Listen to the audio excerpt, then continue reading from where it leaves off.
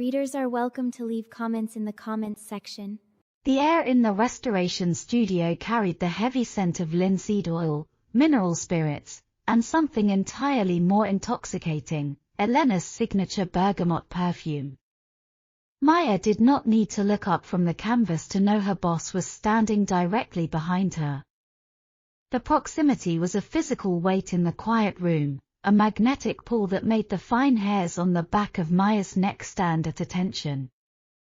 "You are applying too much pressure," Elena murmured.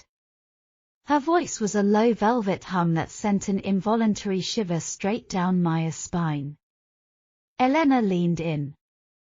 The silk of her blouse brushed lightly against Maya's shoulder. She was close enough that Maya could feel the steady, rhythmic warmth of Elena's breath against her jawline. It was a calculated intrusion of personal space. Elena never did anything by accident. "The varnish is stubborn," Maya replied, keeping her eyes fixed on the 19th century portrait in front of her. She forced her hand to remain steady, gripping the cotton swab with white-knuckled intensity. "If I go any lighter, it will take another month to clear the surface." "Then let it take a month." Elena reached forward. Her hand covered Maya's. Maya stopped breathing entirely. Elena's skin was cool, her fingers long and deliberate as she gently pried the swab from Maya's grasp. The brief friction of their palms sliding together sent a sharp jolt of electricity up Maya's arm. She finally turned her head, only to find Elena's face mere inches from her own. Elena's dark eyes flicked down to Maya's lips before slowly rising to meet her gaze. The gallery director held the silence, letting the tension stretch until it was nearly unbearable. The push and pull between them had been brewing for 6 months, a quiet war fought through lingering glances in boardrooms and brushed shoulders in narrow hallways. "Art requires patience, Maya," Elena said softly, her thumb absently tracing the wooden ridge of the easel. "And you are always in such a rush to finish." "I like to see things through to the end," Maya countered, her voice dropping a fraction of an octave. She refused to break eye contact. "I don't like leaving things unresolved." A slow, devastating smile touched the corners of Elena's mouth. "Is that right?" She took a deliberate step back, the sudden loss of her body heat leaving Maya feeling strangely hollow. "Pack up your tools. It is past midnight. The building security is going to lock us in if we stay any longer." Maya swallowed hard, nodding as she turned back to her workstation.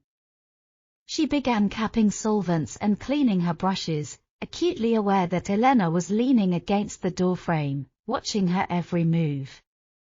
There was a distinct heaviness to Elena's gaze, an undivided attention that made Maya feel entirely exposed. It was maddening. It was thrilling. 10 minutes later, the heavy oak doors of the gallery clicked shut behind them. The hallway was completely deserted, illuminated only by the sterile glow of emergency exit signs. They walked side by side toward the elevators, their footsteps echoing in sync against the polished marble floor. When the elevator doors parted, they stepped into the confined steel box. Maya pressed the button for the lobby. The doors slid shut, sealing them inside.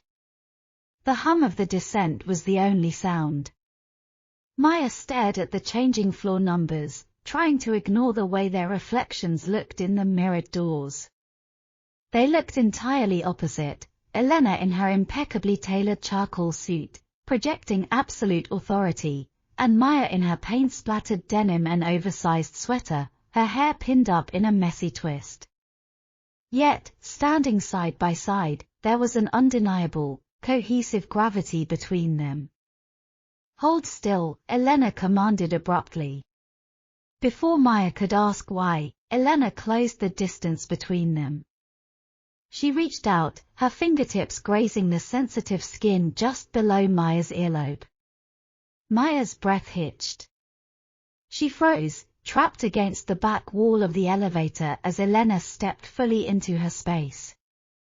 "You have a smudge," Elena explained softly.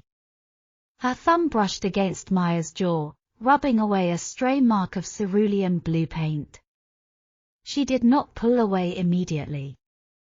Instead, her thumb dragged slowly down the line of Maya's neck, a touch so light it felt like a phantom caress.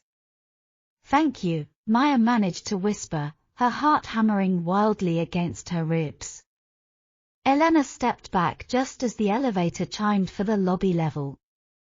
"You are careless with your colors, Maya. Try to keep them on the canvas." "I'll keep that in mind." They walked through the grand lobby of the building and pushed through the revolving glass doors. Instantly, the sound of torrential rain hit them. The city streets were completely flooded, reflecting the neon signs of downtown in fractured, shimmering puddles. The storm had rolled in unannounced, dropping a sheet of water over the city. Maya sighed, pulling her sweater tighter around herself. "I definitely did not bring an umbrella. The subway is going to be a nightmare." Elena opened a sleek, black umbrella with a sharp click. "I am driving you home." "You don't have to do that, Elena. It is completely out of your way." Elena turned to look at her, the rain drumming a chaotic rhythm against the canopy of the umbrella. "I did not ask if I had to. I said I am doing it. Now get under here before you ruin that sweater." Maya hesitated for a fraction of a second before stepping under the shelter. It was an umbrella built for one person, which meant they had to stand flush against each other. Elena wrapped a firm arm around Maya's waist, pulling her close. "Walk," Elena instructed. They moved together through the downpour, navigating the flooded pavement. The heat radiating from Elena's body cut through the chill of the midnight rain. Maya could feel the firm press of Elena's hip against hers with every step. By the time they reached the sleek black car parked at the end of the block, the right side of Maya's jeans was damp, but she hardly noticed. She was too focused on the sensation of Elena's hand resting securely on her waist. Once inside the car, the chaos of the storm was instantly muted. The interior smelled of expensive leather and that same intoxicating bergamot. Elena started the engine, turning the heat up. Soft jazz played from the speakers, creating an intimate, insulated cocoon against the weather outside. "Address?" Elena asked, shifting the car into gear. Maya gave her the cross streets of her apartment in Brooklyn. As they drove through the slick, rain-washed streets, the silence between them shifted from tense to comfortable. The rhythmic swipe of the windshield wipers was hypnotizing. Maya watched Elena's profile illuminated by the passing street lights. The sharp line of her jaw, the relaxed grip she kept on the steering wheel, the subtle way her brow furrowed in concentration. She was terrifyingly beautiful. "You are staring," Elena noted, not taking her eyes off the road. Maya felt a flush creep up her neck. "I was just thinking about the restoration. The underpainting." "Liar," Elena replied smoothly, a hint of amusement dancing in her tone. "I'm not," Maya defended herself, though she lacked conviction. "I just don't understand why you bought that piece for the gallery. It's beautiful, but it requires a massive amount of work. It is practically a liability." Elena stopped at a red light. She finally turned her head to look at Maya. The amber glow of a nearby street lamp cast long shadows across her face. "I am drawn to things that require work," Elena said slowly, her eyes locking onto Maya's. "I find that the things most worth having are the ones you have to strip away carefully, layer by layer, until you see what is underneath." The double meaning hung heavy in the air. Maya felt the air catch in her throat. She wanted to look away, to break the intensity of the moment, but she was completely anchored by Elena's gaze. "And what happens when you get to the final layer?" Maya asked, her voice barely above a whisper. "You appreciate the masterpiece," Elena replied. The light turned green. She shifted her attention back to the road, pressing her foot onto the accelerator. They drove the rest of the way to Brooklyn in a charged silence. The storm outside began to ease, the heavy downpour reducing to a steady, rhythmic drizzle. Maya leaned her head against the window, her mind racing. She had always known there was an undercurrent of tension between them, a mutual respect that often bordered on rivalry, but tonight felt different. The boundaries of their professional relationship were fraying at the edges, and neither of them seemed eager to repair the seams. Elena pulled the car up to the curb outside Maya's apartment building. She shifted into park but kept the engine running. Maya unbuckled her seatbelt. "Thank you for the ride. I really appreciate it. It was no trouble." Maya grabbed her bag, her hand hovering over the door handle. She hesitated. The pull to stay in the car, to stay in this insulated bubble with Elena, was incredibly strong. She turned back. Elena was already looking at her. She reached across the center console. For a wild, breathless second, Maya thought Elena was going to kiss her. Her heart slammed against her ribs. But Elena's hand simply brushed past Maya's arm to press a button on the passenger door, unlocking it. Even though it was an innocent gesture, Elena did not immediately retreat. Her face was dangerously close. Maya could see the faint dusting of freckles across the bridge of Elena's nose, a detail entirely hidden under gallery lighting. "Rest your hands this weekend, Maya," Elena said softly. Her gaze dropped to Maya's lips once again, lingering there for a long, agonizing moment. "I need you sharp on Monday." "I will," Maya breathed. Elena finally pulled back, resting her hands on the steering wheel. "Good night." "Good night, Elena." Maya pushed the door open and stepped out into the cool, damp air. She walked up the steps to her building, forcing herself not to look back. But as she unlocked her front door and pushed it open, she glanced over her shoulder. The black car was still idling at the curb, its headlights cutting through the fog. Elena had waited to make sure she got inside safely.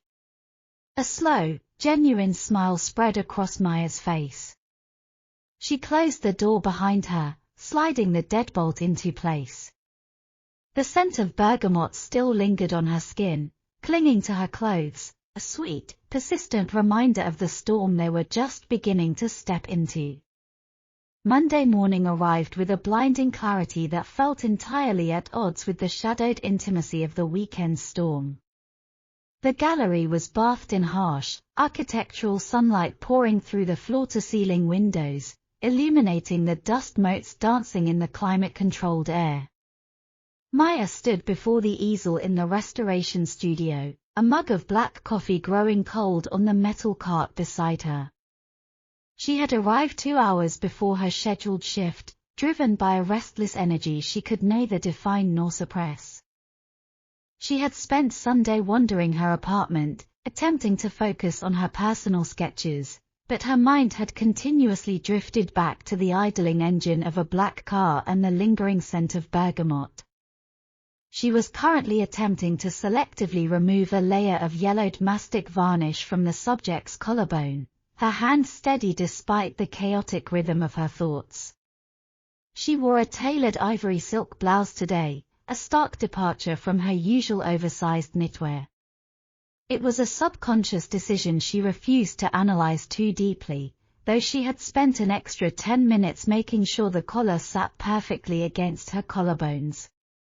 The unmistakable, rhythmic click of heels against the hardwood floor announced Elena's arrival long before the gallery director stepped into the studio. Maya's grip on her solvent swab tightened imperceptibly. She did not turn around. "I explicitly recall telling you to rest your hands this weekend," Elena's voice cut through the quiet hum of the studio's ventilation system.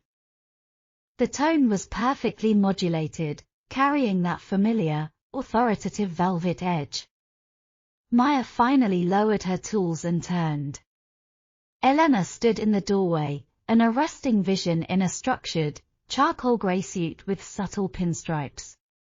The tailoring was immaculate, highlighting the sharp lines of her shoulders and the narrow curve of her waist. Her dark hair was swept back into a severe, elegant chignon, exposing the elegant line of her neck. She looked like a woman who commanded empires before breakfast. "I did rest them," Maya lied smoothly, leaning her hip against the edge of the work table. "I only picked up a brush 10 minutes ago." Elena's gaze dropped to the palette, then to the half-empty cup of cold coffee, and finally swept slowly upward, taking in Maya's silk blouse and the dark circles under her eyes. A micro-expression of amusement flickered across Elena's features, gone as quickly as it had appeared. "Your dedication is noted, though your ability to tell the time leaves much to be desired," Elena murmured, stepping fully into the room. The space instantly felt smaller, the air growing dense with the sudden shift in gravity. She walked toward the easel, her eyes fixed on the canvas. "We have an unexpected development." Maya crossed her arms, ignoring the sudden flutter in her chest as Elena came to stand beside her. "What kind of development?" "Arthur Vance," Elena said the name as if it were a mild, distasteful currency. "He is one of our primary benefactors, and he happens to be in the city for the next 48 hours. He has expressed a sudden, burning desire to see the progress on the lady-in-waiting portrait before he commits to funding the winter exhibition." Maya blanched. "He wants to see it today." "Elena, it is in pieces. The left quadrant is entirely stripped, and the underpainting is exposed. It looks like a disaster to an untrained eye. You can't show a half-cleaned canvas to a major donor. They never understand the intermediate stages." "I am acutely aware of the visual optics, Maya," Elena replied calmly. She turned her head, her dark eyes locking onto Maya's with a piercing intensity. "Which is precisely why I am not going to explain it to him." "You are?" Maya stopped breathing. "Me? You are the lead conservator on this project," Elena stated, her tone leaving no room for argument. "You possess the technical vocabulary, the passion, and the intimate knowledge of the piece. Vance is a cynic. He does not want to hear a gallery director spin a financial narrative. He wants to see the raw, bleeding heart of the art. He wants to know his money is buying genuine history." "I don't do public speaking," Maya protested, panic beginning to edge into her voice. "I work in the dark. I talk to paintings, not billionaires." Elena took a deliberate step closer. The distance between them evaporated into a charged, 6-inch gap. Maya had to tilt her head up slightly to maintain eye contact.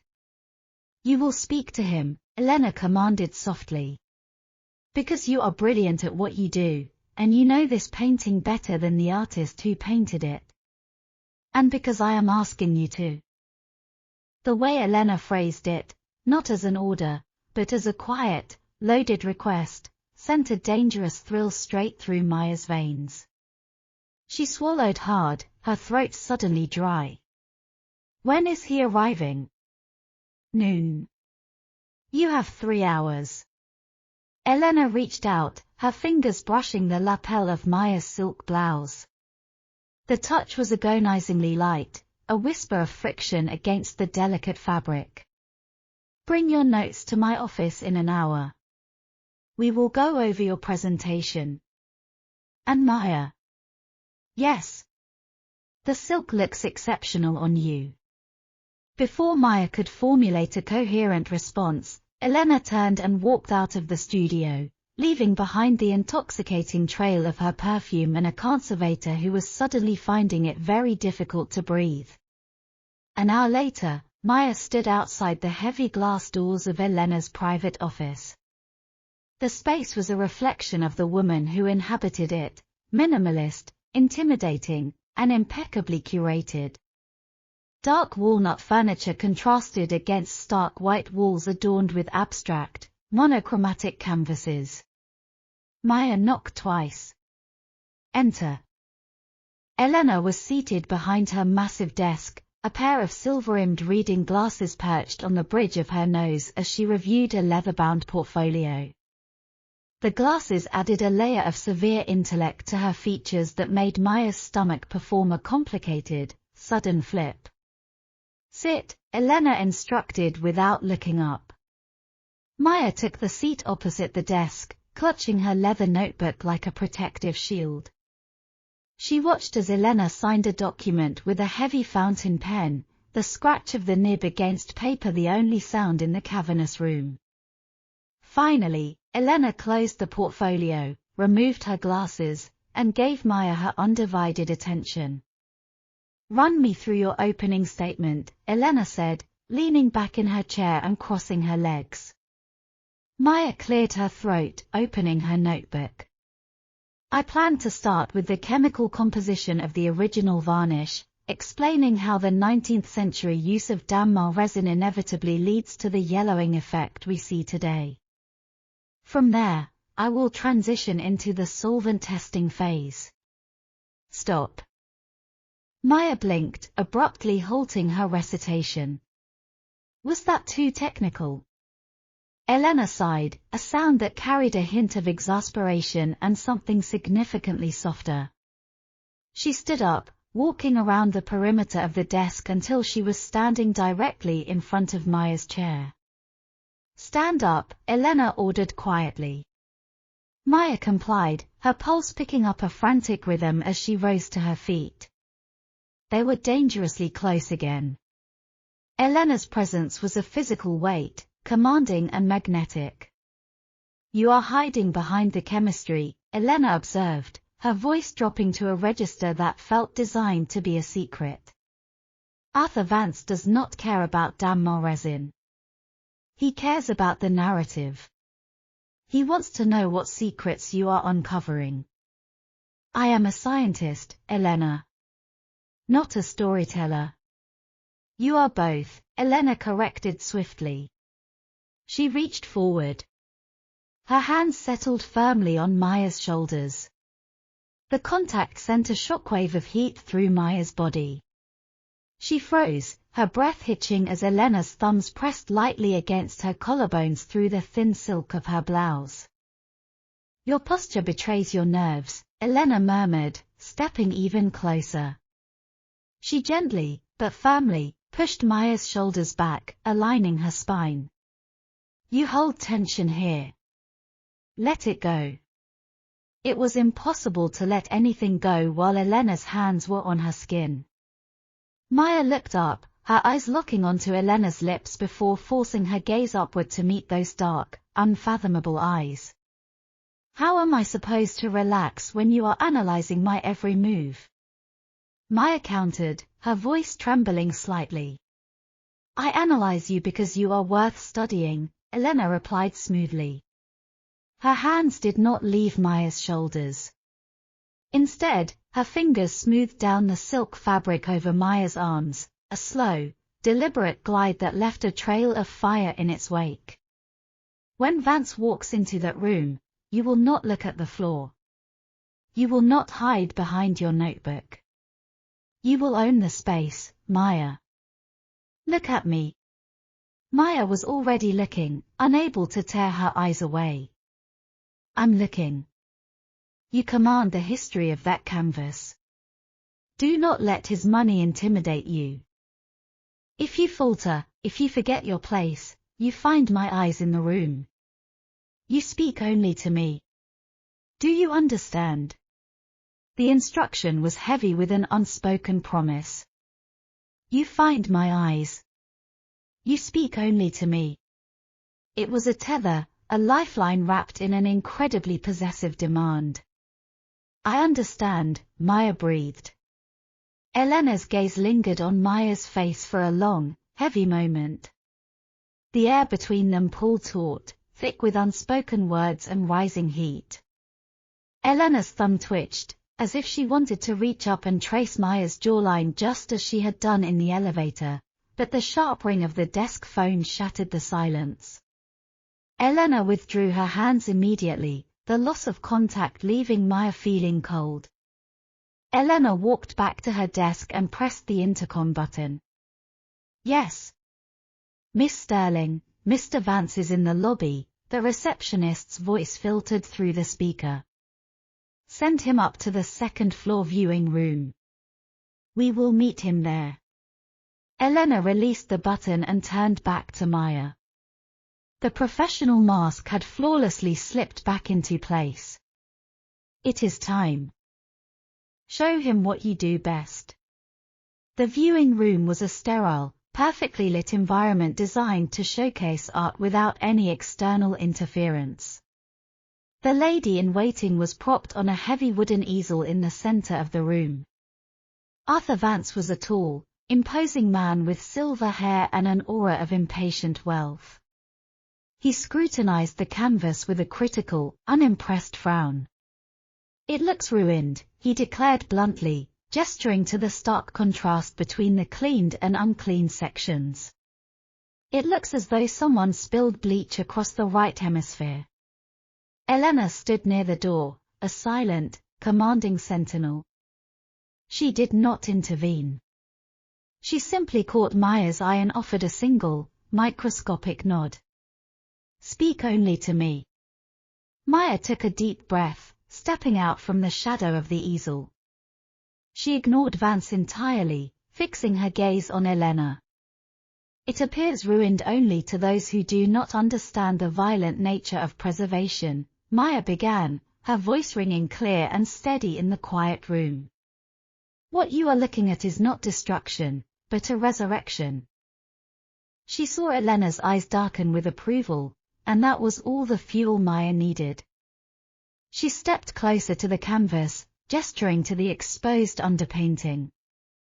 For a century and a half, this woman has been trapped beneath a suffocating layer of oxidized varnish, her true complexion altered, her vibrancy muted by time and neglect, Maya continued, her passion bleeding into every word.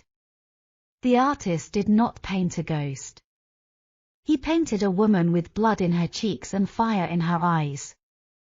The solvents do not destroy, they liberate. They strip away the false history to reveal the original truth. It is a slow, painstaking process of removing the armor someone else forced upon her. The room was utterly silent. Maya realized she had stopped looking at Elena and was now staring directly at Vance. The older man was no longer frowning. He was leaning forward, captivated by the fervor in her voice. You are removing her armor, Vance repeated softly. Layer by layer, Maya confirmed. Until there is nothing left but exactly who she was meant to be. Vance slowly turned to Elena. You have a remarkable talent here, Elena. The funding for the winter exhibition is yours. I want this piece to be the centerpiece. And I want her, he pointed to Maya, to write the exhibit catalogue. Elena smiled, a sharp, triumphant curve of her lips. I will ensure it is arranged, Arthur. 30 minutes later, Vance was gone, escorted out by the junior gallery assistants. The heavy doors of the viewing room clicked shut, leaving Maya and Elena completely alone in the silent, bright space. The adrenaline crush hit Maya hard. Her knees felt suddenly weak, and she leaned heavily against the edge of a display table, letting out a long, shaky exhale. Elena walked slowly across the room, stopping mere inches from where Maya was leaning. The gallery director reached out, her fingers brushing a stray lock of hair behind Maya's ear. The touch was fiercely tender, completely dismantling the professional boundary they had just projected to the world. "You were breathtaking," Elena whispered, her voice a low, rough cadence that sent a fresh shiver down Maya's spine. Maya looked up, her heart hammering against her ribs. The distance between them was gone. Elena's hand lingered on the side of Maya's neck, her thumb resting directly over Maya's racing pulse. "I did what you told me to do," Maya replied, her voice barely audible. "I spoke only to you." Elena's eyes dropped to Maya's lips. The magnetic pull was undeniable, a physical force dragging them together. Elena leaned in, the scent of bergamot wrapping around Maya like a snare. "Keep doing exactly what I tell you, Maya," Elena breathed against the corner of Maya's mouth, hovering a millimeter away from a kiss. "And we are going to create a masterpiece." The rest of the week passed in a haze of heightened, agonizing awareness. Every time the heavy double doors of the restoration studio swung open, Maya's pulse spiked, her breath catching in the quiet anticipation of bergamot and authority. But Elena had kept her distance, maintaining a flawless, impenetrable professional veneer during their brief interactions in the gallery hallways. The near kiss in the viewing room felt like a fever dream, an unspoken secret that vibrated constantly beneath Maya's ribs. By Friday evening, the gallery was officially closed to the public. The quiet hum of the climate control system was the only sound echoing through the empty corridors. Maya was at her sink, meticulously cleaning natural bristle brushes with a gentle soap, watching the milky water swirl down the stainless steel drain. Her shoulders ached from a 10-hour shift, but her mind was entirely too restless for sleep. "You are going to scrub the bristles bare if you keep at it with that level of hostility." Maya's hand stilled under the running water.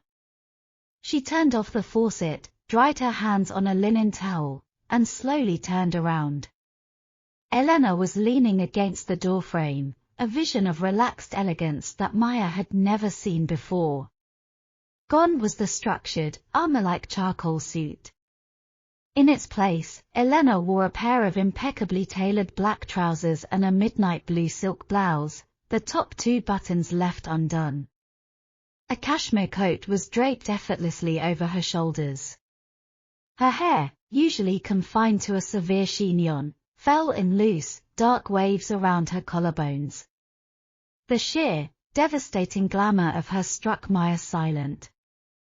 "The Vance funding cleared our accounts at 3 o'clock this afternoon," Elena announced, her voice a low, melodic drawl that seemed to wrap around the cool air of the studio.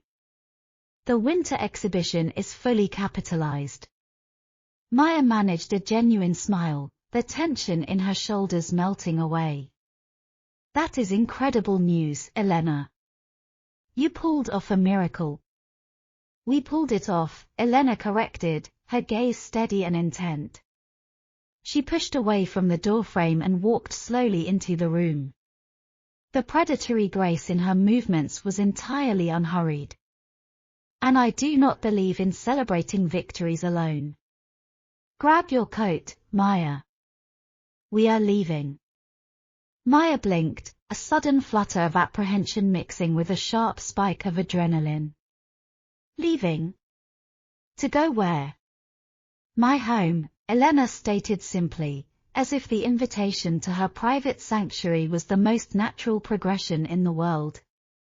"I have a bottle of Barolo that I have been saving for an occasion exactly like this. And I require your unvarnished opinion on a piece I acquired for my personal collection." "I am covered in solvent fumes and marble dust," Maya protested weakly, gesturing to her paint-splattered denim and oversized cardigan. The thought of stepping into Elena's personal world looking like a distressed art student was suddenly mortifying. Elena's eyes swept over Maya in a slow, comprehensive assessment that made the temperature in the room spike. You look exactly as you should. Authentic. Now, come along, before I lose my patience. 20 minutes later, they were in the back of a private car, speeding downtown toward Tribeca. The transition from the sterile, bright gallery to the dimly lit interior of the vehicle forced an involuntary intimacy upon them. The city lights bled through the tinted windows, casting shifting, geometric shadows across Elena's profile. Maya kept her hands folded tightly in her lap, acutely aware of the scant inches separating her knee from Elena's. You have been quiet this week, Elena observed, breaking the silence. She did not turn her head, watching the Manhattan skyline blur past.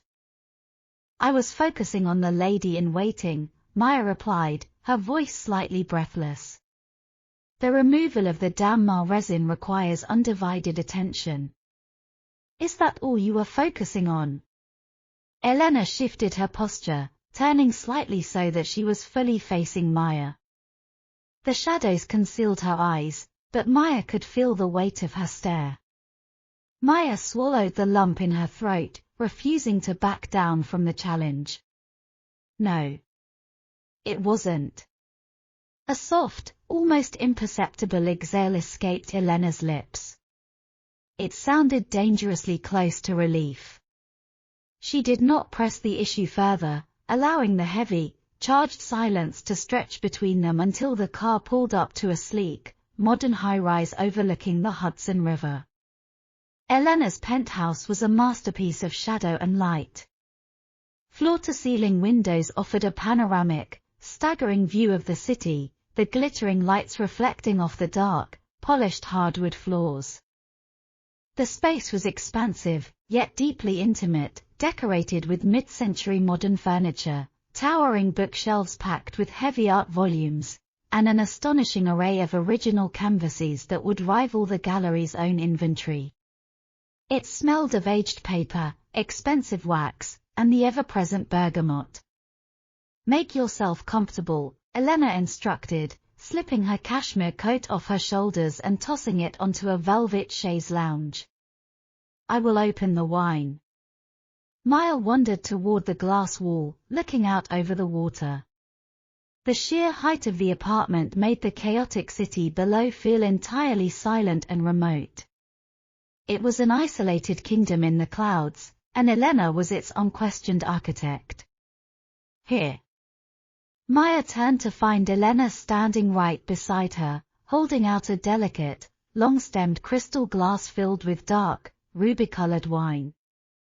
Maya took the glass, her fingers deliberately brushing against Elena's.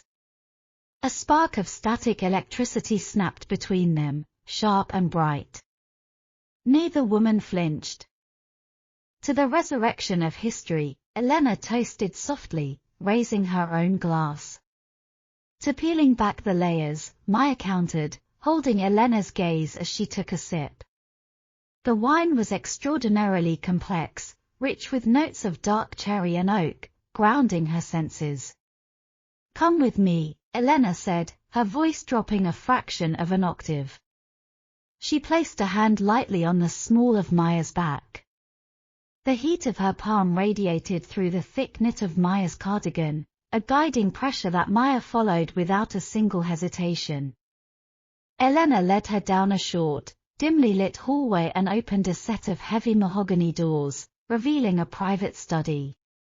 The room was dominated by an enormous drafting table and an easel draped in a heavy black velvet cloth. I told you I needed your opinion, Elena murmured, stepping up to the easel. She gripped the edge of the velvet.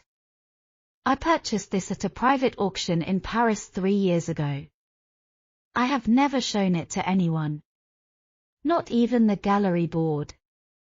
Maya stepped closer, her professional curiosity briefly overriding the overwhelming physical awareness of the woman beside her.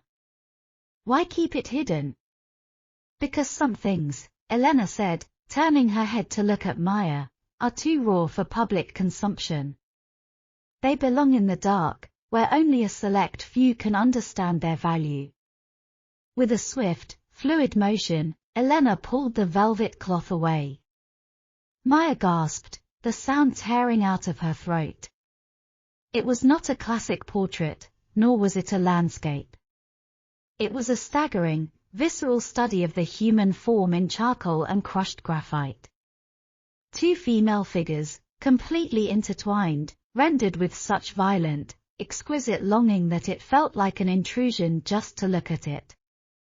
The artist had used aggressive, sweeping strokes to capture the tension of their bodies, a push and pull of muscle and shadow that spoke of profound desperation and devotion.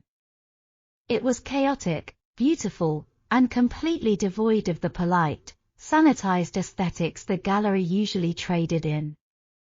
"It is breathtaking," Maya whispered, stepping closer to the canvas until she was mere inches away. She traced the air above the charcoal strokes, analyzing the technique. The shading here, the way the artist captured the pressure of the hand on the waist. It is not just a study of anatomy.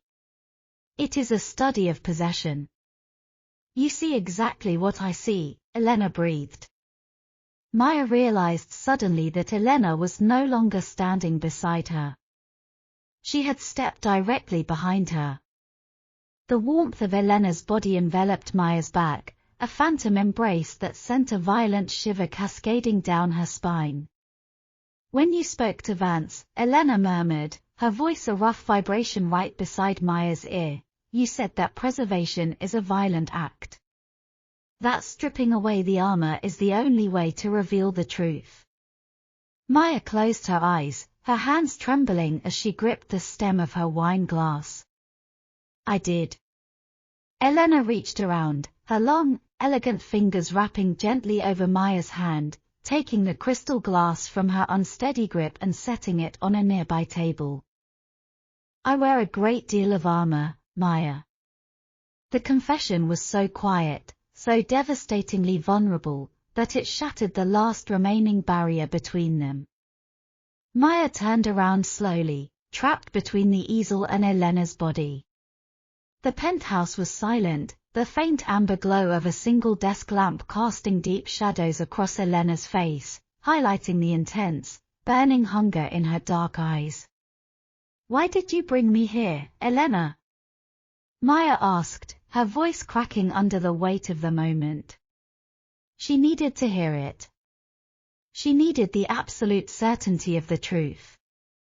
Elena closed the remaining distance, stepping so deeply into Maya's personal space that their chests brushed with every breath. She reached up, her hands sliding into Maya's hair, fingers threading through the messy updo until the pins gave way, sending Maya's hair tumbling down around her shoulders.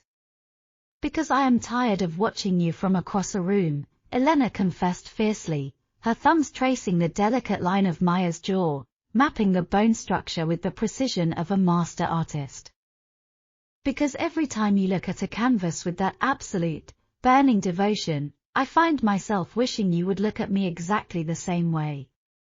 "I am always looking at you," Maya whispered, her hands coming up to grip the lapels of Elena's silk blouse, anchoring herself against the dizzying spin of the room.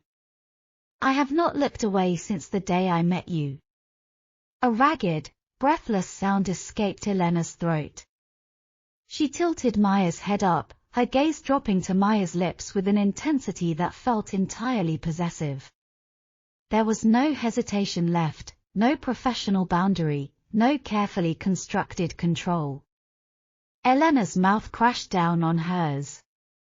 The kiss was an immediate, overwhelming conflagration. It was not gentle, it was a collision of 6 months of suppressed desire, unspoken demands, and silent battles fought in crowded boardrooms. Elena's hands tightened in Maya's hair, anchoring her in place as her lips parted Maya's with a demanding, desperate heat.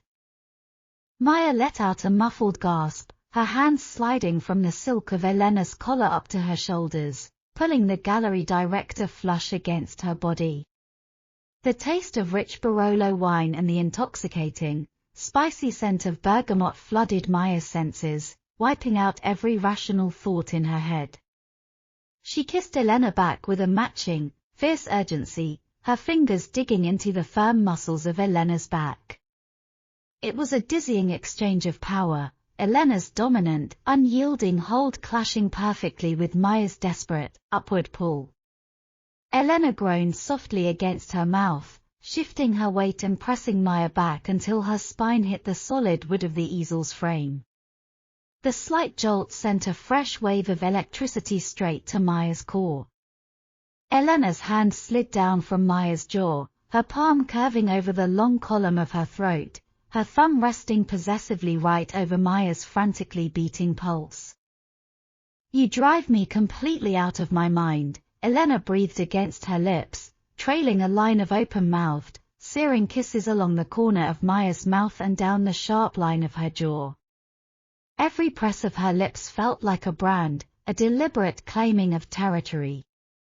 "Then let it go," Maya gasped, tilting her head to grant Elena better access, her fingers tangling desperately in the dark, loose waves of Elena's hair. "Let the control go." Elena pulled back just enough to look into Maya's eyes. Her chest was heaving, her usually immaculate appearance thoroughly and beautifully wrecked. Her lipstick was smudged, her eyes dark and heavy with a vulnerability that finally mirrored the charcoal masterpiece standing silently behind them. "With you?" Elena whispered, her voice rough and uncompromising as she smoothed a thumb over Maya's kiss-swollen lower lip. "I don't think I have a choice." She leaned in, capturing Maya's lips once more, slower this time, drawing out the sensation until the rest of the world faded into utter oblivion, leaving only the heat, the shadows, and the exquisite gravity of the space they had finally collapsed between them. Waking up in Elena Sterling's bed felt like surfacing from a deep, intoxicating ocean. The mattress was absurdly soft, the sheets spun from high thread count Egyptian cotton that felt like cool water against Maya's bare shoulders. She kept her eyes closed for a fraction of a second, orienting herself in the unfamiliar space. The signature scent of bergamot was everywhere, woven into the down pillows, lingering in the climate-controlled air, and pressed deep into Maya's own skin from hours of breathless, desperate contact the night before. She shifted her weight, expecting the cold emptiness that usually accompanied a typical Manhattan morning, but instead, her knee brushed against a solid, radiating line of heat. Maya opened her eyes. Elena was already awake. She was lying on her side, her head propped up on one elegant hand, watching Maya with an expression of quiet, undivided focus. The harsh, imposing gallery director who commanded boardrooms was entirely gone. In her place was a woman bathed in the pale, geometric gold of early morning sunlight filtering through the motorized blinds. Elena's dark hair was a glorious, untamed mess spread across the stark white pillowcases, and the faint, silvery line of an old collarbone fracture was exposed by the slipped strap of her black silk camisole. "Good morning," Elena murmured. Her voice was a rough, sleep-heavy velvet that sent an immediate, involuntary shiver down Maya's spine. "How long have you been awake?" Maya whispered back, her vocal cords still tight with sleep. She made no move to create distance between them. Instead, she let her gaze wander over the relaxed lines of Elena's face, tracing the faint dusting of freckles across the bridge of her nose that only appeared in this specific, unvarnished light. "Long enough to memorize the exact way you breathe when you are deep in REM sleep," Elena replied smoothly, unapologetic in her scrutiny. Her free hand moved, sliding smoothly under the heavy duvet. Her cool fingertips found the warm skin of Maya's waist, tracing a lazy, infinitely tender pattern against her ribs. "You frown in your sleep, Maya. It is quite endearing. Were you dreaming of oxidized varnish and difficult solvents?" Maya let out a soft, breathy laugh, leaning into the touch. "I was dreaming of the storm.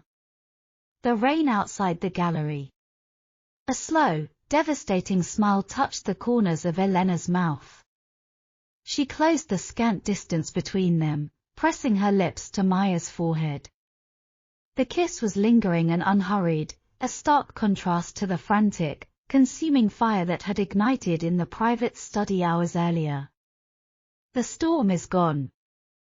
The city is perfectly dry today. I think I prefer the rain, Maya admitted quietly, tilting her chin up. Elena obliged the unspoken request, dropping her mouth to capture Maya's lips in a slow, deep kiss that tasted of morning and absolute devotion. There was no urgency now, only a thorough, mapped exploration. Maya let her eyes flutter shut, her arm wrapping around Elena's waist to pull her flush against her side.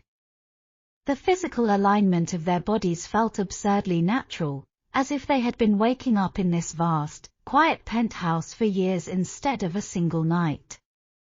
When they finally broke apart, Elena brushed a stray lock of hair from Maya's eyes, her gaze heavy with a warmth that completely unmoored Maya's heart.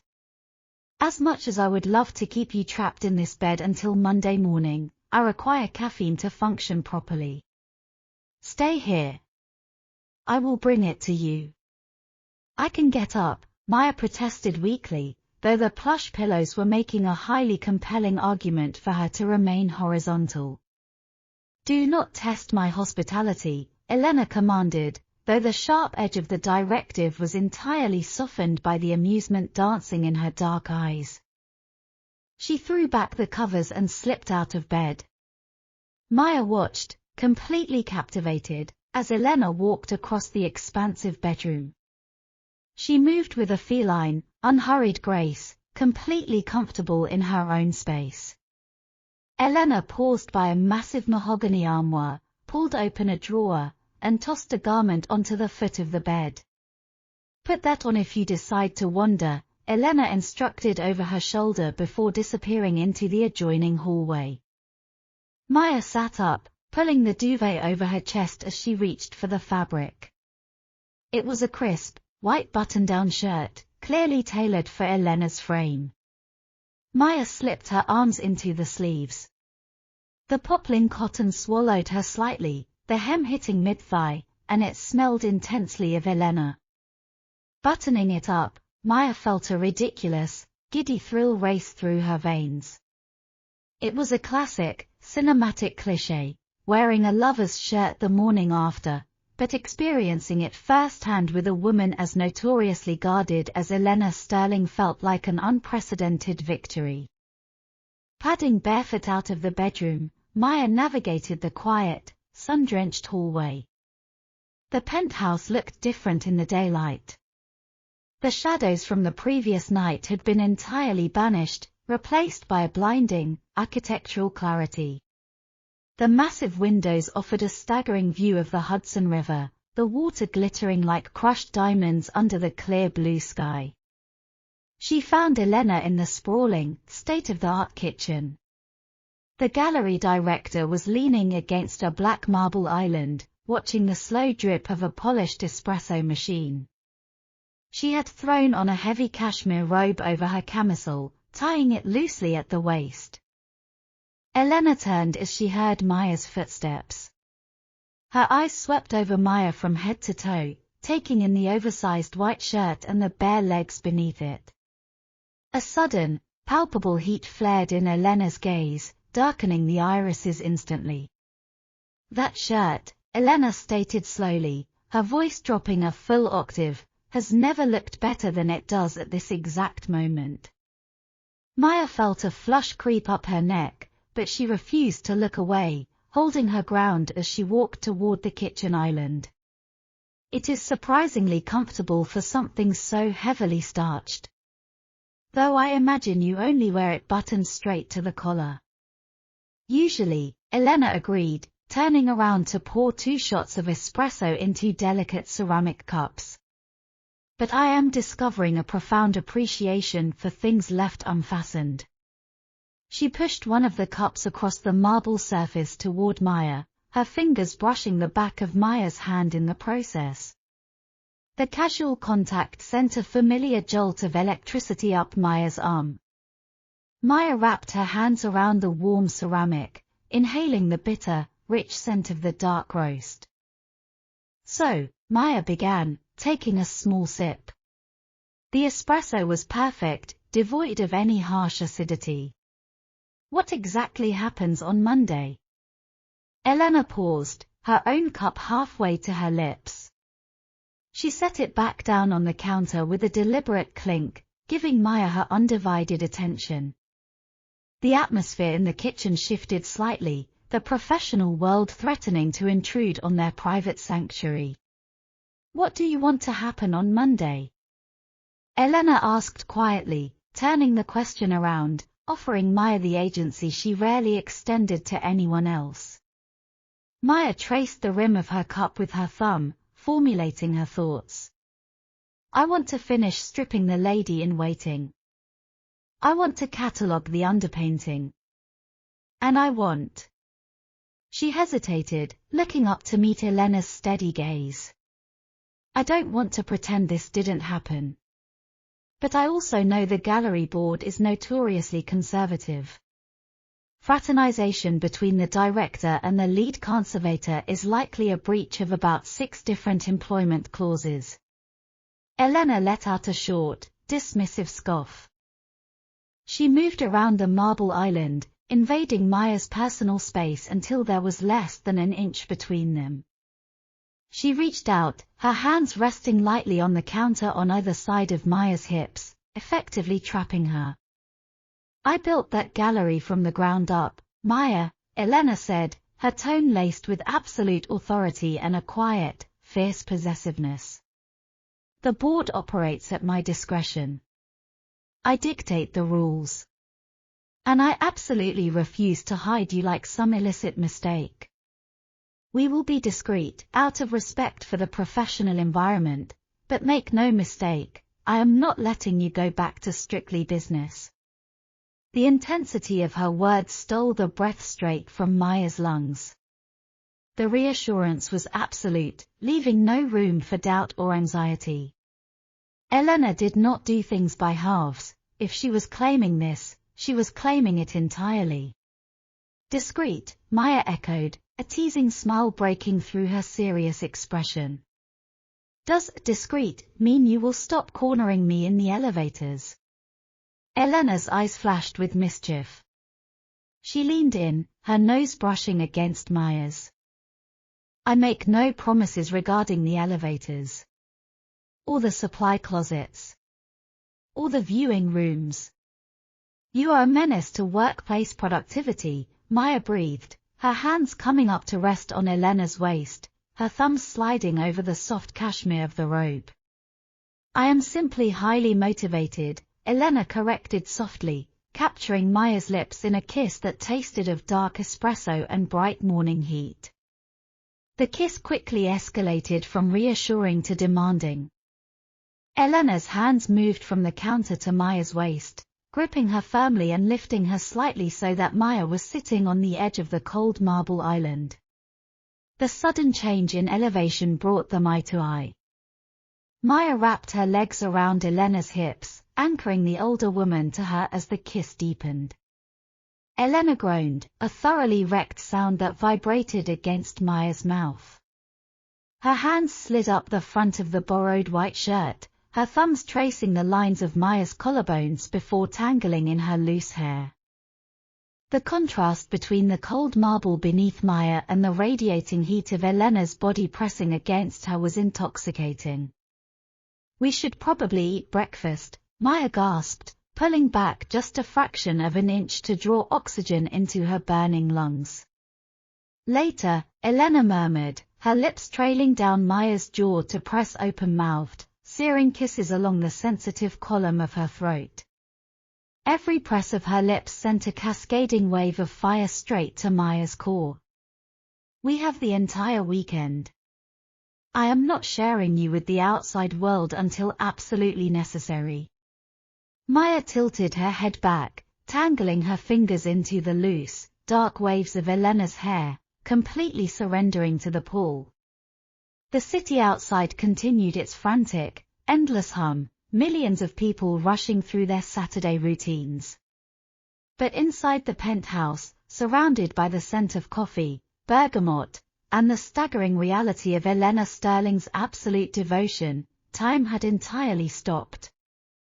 The architecture of control had been fully dismantled, leaving only the beautiful, chaotic masterpiece of what they were building together in the light.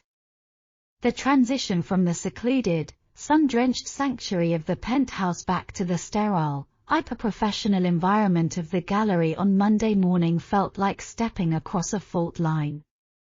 Maya stood in front of the lady-in-waiting, her cotton swab hovering just millimeters above the canvas. She was working on the intricate lace of the subject's bodice, a delicate web of lead white and pale yellow that required absolute, unforgiving concentration. Yet, her focus was entirely fractured.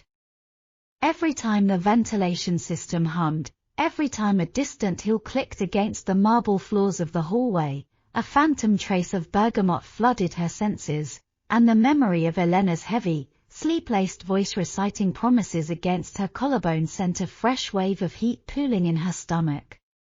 She had arrived at the studio early, driven by a desperate need to ground herself in the familiar chemistry of solvents and resins. She was wearing a tailored olive green turtleneck and dark slacks, a subconscious upgrade to her usual studio attire. She had spent an embarrassing amount of time in front of her mirror that morning, analyzing the faint, bruised shadow resting just below her jawline, courtesy of Elena's undivided attention the day before. She had blended concealer over it with the precision of a master restorer, though just knowing it was there beneath the makeup felt like carrying a burning secret. At exactly 9:30, the intercom on the wall buzzed with a sharp, electronic chirp. Maya, the receptionist's voice crackled through the speaker. Miss Sterling has requested your presence in the main boardroom for the winter exhibition strategy meeting. 5 minutes. Maya pressed the talk button, her heart giving a violent, unprompted lurch. Understood. Thank you. She capped her solvents, stripped off her nitrile gloves, and took a long, steadying breath. Strictly business, she reminded herself, echoing the boundary they had playfully debated in Elena's kitchen. She picked up her leather portfolio and walked out of the studio, her footsteps echoing down the corridor. The main boardroom was a massive glass enclosure suspended on the second floor, overlooking the main gallery. When Maya pushed the heavy glass door open, the shift in atmosphere was palpable. The room was populated by the gallery's senior staff, curators, PR directors, and financial officers. And at the head of the long, polished mahogany table sat Elena. Maya's breath caught in her throat. Elena was wearing a razor-sharp, immaculate white suit. It was a terrifyingly chic ensemble that offered zero room for error, tailored flawlessly to her frame. Beneath the blazer, she wore a simple silk camisole in a deep, midnight blue. It was a deliberate, agonizing callback to the weekend, the white of the borrowed morning shirt, the blue of the evening blouse. Elena's dark hair was pulled back into its severe, signature chignon, and her posture radiated absolute, untouchable authority. Elena's dark eyes flicked up as Maya entered. The gallery director's expression did not change, her face remained a mask of polite, professional indifference. But for a fraction of a second, as their eyes locked, the temperature in the room seemed to spike. A silent, electric current snapped between them, heavy with the memory of tangled sheets and whispered confessions. Right on time, Maya, Elena said, her voice perfectly modulated, betraying absolutely nothing. Take a seat. We were just discussing the timeline for the Vance catalogue. Maya took the only available chair, which happened to be located directly across from Julian, the senior curator. Julian was a man who wore his Ivy League pedigree like a shield and had never fully disguised his disdain for the restoration department, viewing them as glorified technicians rather than true art historians. As I was saying, Elena, Julian continued, adjusting his tortoiseshell glasses, relying on the lady-in-waiting as the centerpiece is a massive risk. The restoration timeline is entirely too aggressive. If the cleaning is not completed to absolute perfection by November, the catalogue will be missing its anchor. Perhaps we should pivot to the Flemish landscapes instead. Elena leaned back in her chair, steepling her fingers. She did not look at Julian.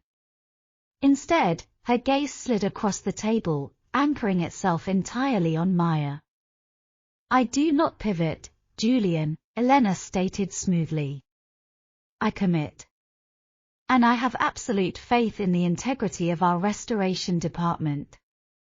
Maya, perhaps you could enlighten the board on your current progress.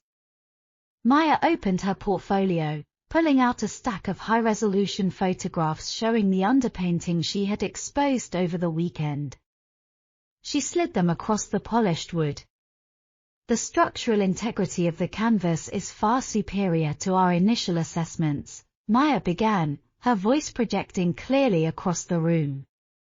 She kept her eyes on the photographs, knowing that if she looked at Elena, she might lose her train of thought entirely. The artist used a highly stable binder for the foundational layers. I have successfully removed 30% of the oxidized mastic varnish. What we are uncovering is not just a portrait, but a masterclass in emotional realism. The color palette beneath the yellowing is vibrant, deliberate, and entirely intact. Julian picked up one of the photographs, his mouth forming a thin, skeptical line. These intermediate stages are always so chaotic. It is difficult to envision the final masterpiece when half the subject's face is completely obscured by centuries of grime.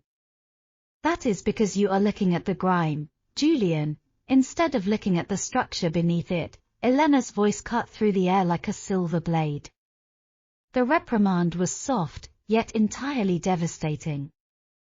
Maya looked up. Elena was still staring directly at her. True beauty requires the patience to look past the superficial damage, Elena continued, her tone dropping into a register that felt entirely too intimate for a boardroom. It requires someone who is willing to strip away the defenses carefully, without damaging the core. Is that not right, Maya?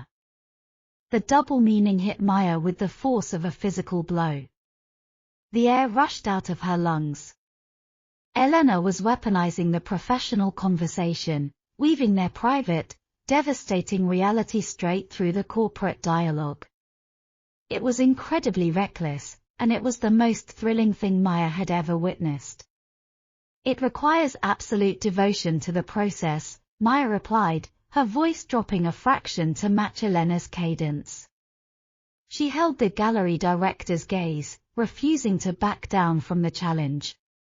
You have to trust the foundation. You have to know that what is underneath is worth the effort. A slow, microscopic smile touched the very corner of Elena's mouth. It was a victory flag raised just for Maya. Exactly, Elena murmured. She turned her attention back to the room, the spell breaking as quickly as it had been cast. The lady-in-waiting remains the centerpiece. Maya will provide weekly visual updates for the PR team to tease the catalogue. Meeting adjourned. The room erupted into a flurry of movement as the staff gathered their tablets and files. Maya packed up her portfolio with slightly trembling hands. She needed to get back to the studio. She needed a cold glass of water. Maya, Elena called out, her tone entirely businesslike. Maya paused at the door, turning back. The room had emptied, leaving them alone, separated by 12 feet of polished mahogany. The provenance files for the Vance acquisition need to be cross-referenced with the new findings, Elena instructed, her eyes dropping briefly to the high collar of Maya's olive turtleneck. They are in the climate-controlled archives on the sub-level. I need them on my desk by noon. I will pull them immediately, Maya nodded. Elena did not reply. She simply picked up her tablet and began reading, dismissing Maya with a flawless execution of executive authority. Maya left the boardroom, her mind racing as she navigated the winding corridors to the staff elevators. The sub-level archives were a highly restricted area, accessible only by keycard. It was where the gallery stored historical documents, appraisal records, and sensitive correspondence. She swiped her badge and stepped into the heavy, vault-like room. The air inside was significantly colder, maintained at a strict 60 degrees to preserve the aging paper. The room smelled of dust, old binding glue, and metallic shelving. Maya walked down the narrow aisle of filing cabinets, running her finger along the labels until she found the section dedicated to 19th-century European acquisitions. She pulled open the heavy steel drawer, her fingers flipping through the manila folders. She found the Vance file and pulled it out, shivering slightly as the chill of the room finally penetrated her sweater. The heavy steel door at the front of the archives clicked shut with a resounding, echoing thud. Maya froze. The electronic lock engaged, a heavy, metallic sound that signaled the room was now sealed from the inside. She turned around, clutching the file to her chest. Elena stepped out of the shadows at the end of the aisle. The gallery director had removed her white blazer, leaving only the dark blue silk camisole and the tailored trousers. She walked slowly down the narrow space between the towering shelves, her footsteps entirely silent against the concrete floor. The predatory, unhurried grace of her approach made Maya's pulse immediately spike into a frantic rhythm.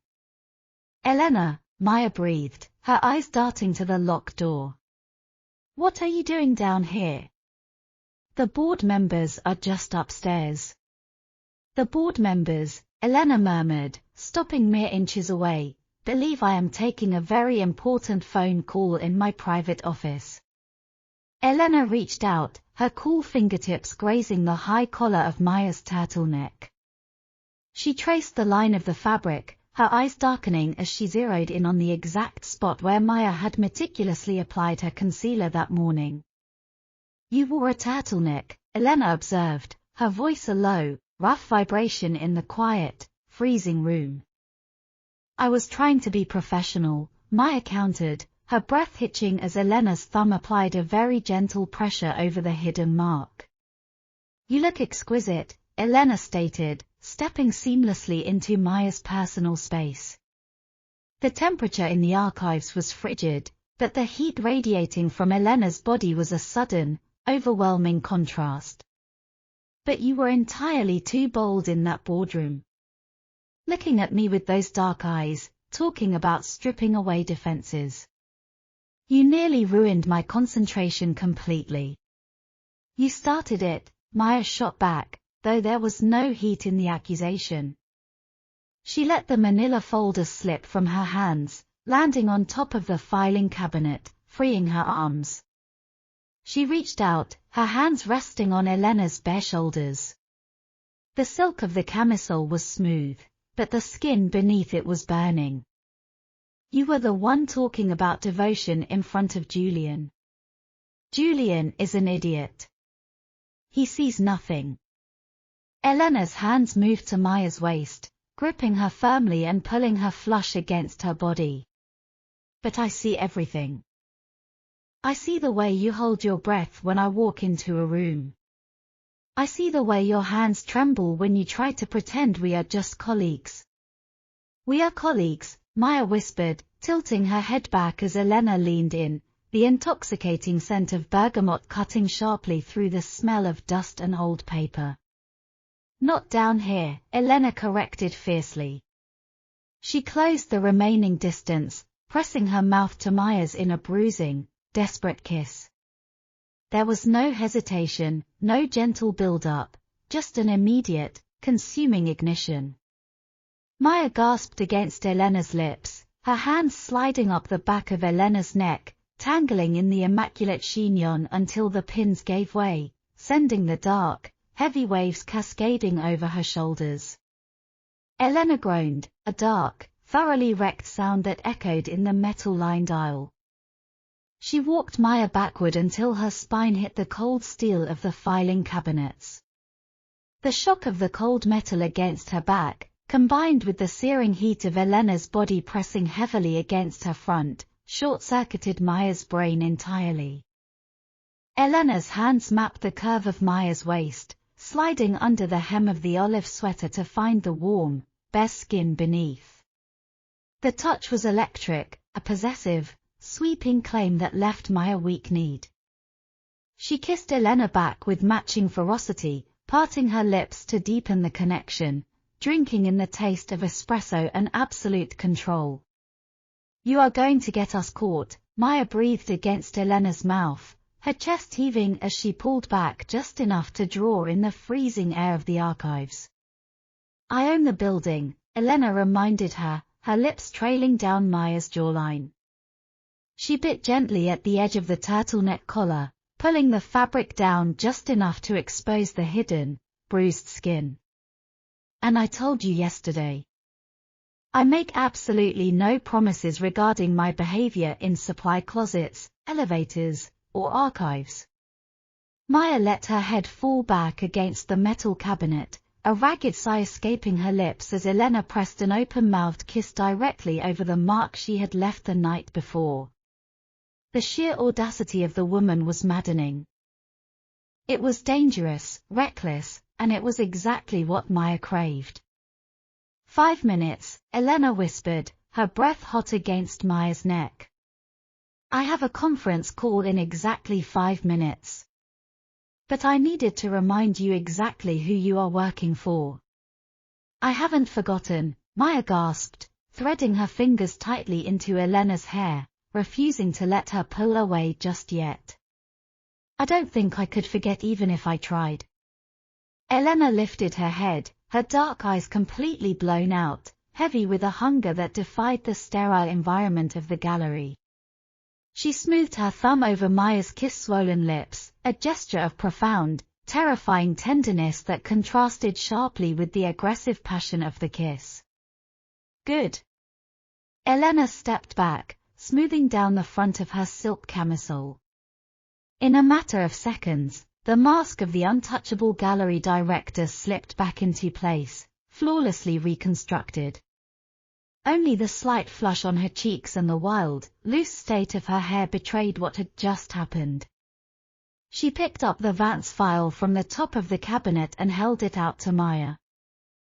"The provenance records, Ms. Brooks," Elena said, her tone perfectly even, though a wicked, triumphant spark danced in her eyes. "I expect your full analysis by the end of the day." Maya took the file, her hands trembling slightly, a breathless laugh escaping her throat. She smoothed down her own sweater, trying to quiet the frantic beating of her heart. "Of course, Miss Sterling," Maya replied, matching the formal cadence, though her eyes promised a fierce retaliation the moment they were behind closed doors again. "You will have exactly what you asked for." Elena offered one last, devastating smile before turning and walking toward the exit. The heavy steel door clicked open, and she stepped out into the brightly lit hallway, leaving Maya standing alone in the freezing archives, holding a historical document, completely and utterly consumed by the modern masterpiece of the woman who had just walked away. The gallery had transformed from a sanctuary of quiet study into a theater of high society commerce. For the annual Autumn Donors Dinner, the main floor was bathed in the warm, ambient glow of floating candles and amber uplighting. A string quartet played a low, classical hum in the corner, entirely drowned out by the clinking of crystal champagne flutes and the polite, manufactured laughter of Manhattan's elite. Maya stood near the perimeter of the room, a flute of untouched sparkling water in her hand. She had traded her studio denim and comfortable sweaters for a sleek, minimalist black slip dress that fell to her calves, paired with a simple silver pendant resting against her collarbone. She felt exposed without her apron and nitrile gloves, completely out of her element in the sea of wealthy benefactors. Yet, she could not look away from the center of the room. Elena was holding court. She had eschewed a traditional evening gown in favor of a flawlessly tailored midnight blue velvet tuxedo. The sharp cut of the lapels highlighted the elegant line of her neck, and the dark fabric seemed to absorb the light, making her the undeniable focal point of the entire gallery. She was laughing politely at a joke made by a tech billionaire, but her smile did not reach her eyes. Suddenly, Elena shifted her stance. Across 40 feet of crowded floor space, past a dozen animated conversations and floating trays of hors d'oeuvres, her dark eyes found Maya's. The connection was instantaneous and electric. The polite, professional mask Elena wore for the donors vanished for a single, microscopic second. Her gaze dropped to the delicate straps of Maya's dress, lingering on the exposed skin of her shoulders, before rising back to meet her eyes with a heavy, undisguised heat. A slow, private smile curved Elena's lips. Maya's breath hitched. She took a sip of her water to hide the sudden, furious blush climbing up her neck. The secret they were keeping was a living, breathing entity, vibrating beneath the surface of every public interaction. It was a dangerous, thrilling game of proximity. "Ms. Brooks," a booming voice interrupted. Maya blinked, tearing her eyes away from Elena to find Arthur Vance standing beside her. He was holding a Scotch glass, looking highly pleased with himself. "Mr. Vance," Maya replied, instantly straightening her posture. "It is wonderful to see you again. Are you enjoying the evening? The catering is entirely too pretentious, but the art is exceptional," Vance stated bluntly. He gestured toward the far wall, where a series of newly acquired landscapes were displayed. "Elena tells me you have made remarkable progress on the Lady-in-Waiting since I last visited. She speaks of your talent with a rare reverence." Maya's heart performed a complicated flip against her ribs. "She does." "She does," Vance confirmed. "Elena Sterling is not a woman who hands out praise lightly. If she believes in your vision for the restoration, you have secured the most formidable ally in the art world. Do not squander it." "I have absolutely no intention of squandering it," Maya said softly, glancing back toward the center of the room. Elena was no longer talking to the billionaire. She was watching Maya and Vance, her head tilted slightly, an expression of quiet pride etched onto her features. The air in the room suddenly felt too thin, overwhelmed by expensive perfumes and the sheer weight of Elena's attention. Maya excused herself politely from Vance and made her way toward the glass doors leading out to the rooftop terrace. The chill of the October night hit her instantly, a welcome shock to her system. The terrace was entirely deserted, offering a staggering, unobstructed view of the city skyline. Maya walked to the glass barricade, leaning her forearms against the cool metal railing, letting out a long, shaky exhale. The quiet out here was a profound relief. A soft click of the terrace door opening sent a familiar spike of adrenaline through her veins. Maya did not turn around. She did not need to. The faint, intoxicating scent of bergamot drifted into the crisp night air, mixing with the sharp smell of rain on the concrete. "You are hiding," Elena observed, her voice a low, velvet hum over the distant drone of city traffic. "I am regulating my oxygen levels," Maya corrected lightly. "It is suffocating in there." Elena stepped up to the railing beside her. She did not look at the skyline, she looked exclusively at Maya. You were doing brilliantly with Arthur. He is entirely captivated by your intellect. He was telling me how highly you speak of me, Maya said, finally turning her head. The moonlight caught the sharp angles of Elena's face, softening the intimidating edge of her velvet tuxedo. I only speak the truth. Elena stepped closer, closing the distance until their shoulders were a hair's breadth apart. She looked down at Maya's bare arms, noticing the slight tremor in her hands. You are freezing. Before Maya could protest, Elena shrugged off her midnight blue velvet jacket. With a fluid, graceful motion, she draped it over Maya's shoulders. The heavy fabric was entirely saturated with Elena's warmth and signature scent. It was an incredibly intimate, protective gesture that made Maya's chest ache with a sudden, overwhelming sweetness. I am fine, Maya whispered, pulling the lapels of the jacket tighter around herself. Now you are going to be cold. I am exactly where I want to be, Elena replied softly. She reached out, her cool fingers lightly brushing a stray lock of hair behind Maya's ear. The touch was agonizingly tender, a stark contrast to the fierce urgency they had shared in the archives. This is the first time all evening I have been able to breathe. Maya looked up, searching Elena's dark eyes. The guarded, impenetrable gallery director was completely gone. The woman standing before her was laid beautifully bare, offering a quiet, vulnerable sincerity that stole the breath straight from Maya's lungs. I wanted to pull you out of that room the moment I saw you in this dress, Elena confessed, her thumb tracing the line of Maya's jaw with a reverent, slow pressure. It took every ounce of self-control I possessed not to cross the floor and claim you in front of the entire board. Why didn't you? Maya breathed, leaning into the touch. Because you deserve more than a scandal, Elena murmured, stepping deeply into Maya's space. She wrapped her arms around Maya's waist, pulling her flush against the silk of her vest. You deserve a foundation built on absolute certainty. The sheer romance of the statement shattered the final, lingering barrier between them. Maya tangled her fingers into the lapels of Elena's vest, pulling the taller woman down. The kiss was excruciatingly slow, steeped in a profound, dizzying sweetness. It was not a battle for control, but a total, mutual surrender. Elena's lips were warm and incredibly soft, moving against Maya's with a deliberate, map devotion.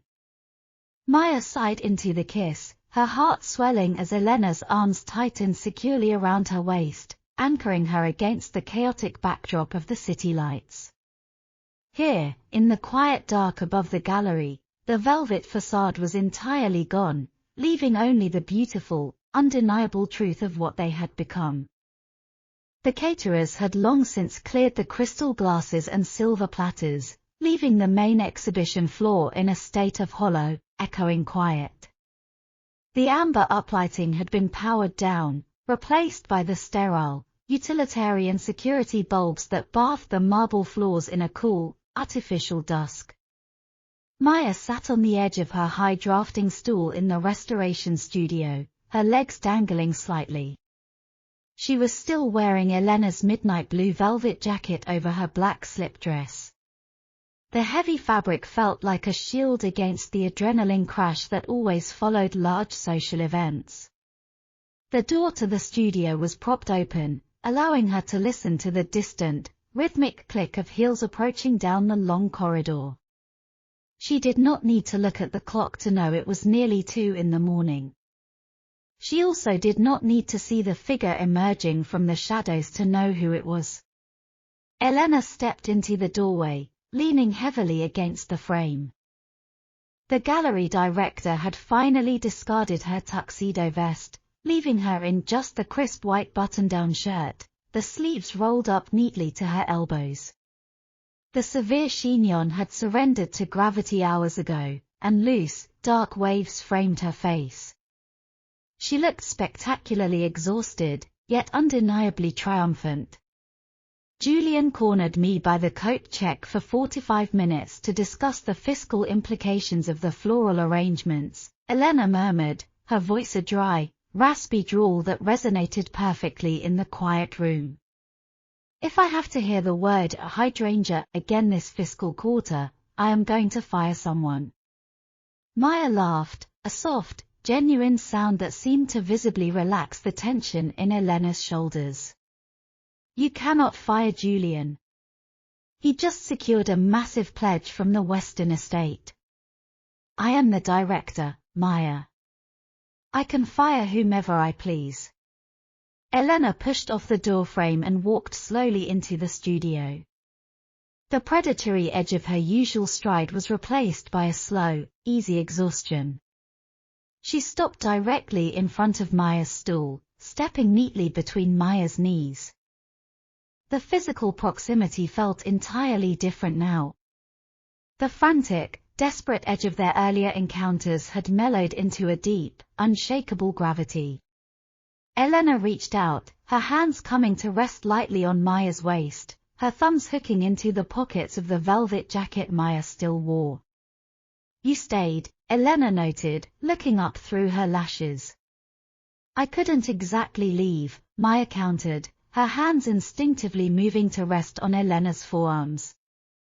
The skin beneath the rolled-up sleeves was warm. I am holding your jacket hostage. Consider it a permanent acquisition, Elena replied smoothly. Her gaze dropped to the silver pendant resting against Maya's collarbone, her expression softening into absolute reverence. The gala was a resounding success. We broke the previous year's fundraising record by midnight. Congratulations, Elena. You earned every penny of it. I did, Elena agreed, unapologetic in her ambition. But standing in that room, surrounded by 300 people congratulating me, the only thing I could focus on was the fact that you were hiding in my studio. Maya's breath caught. She tilted her head slightly, allowing Elena's hand to slide up from her waist to cradle the side of her neck.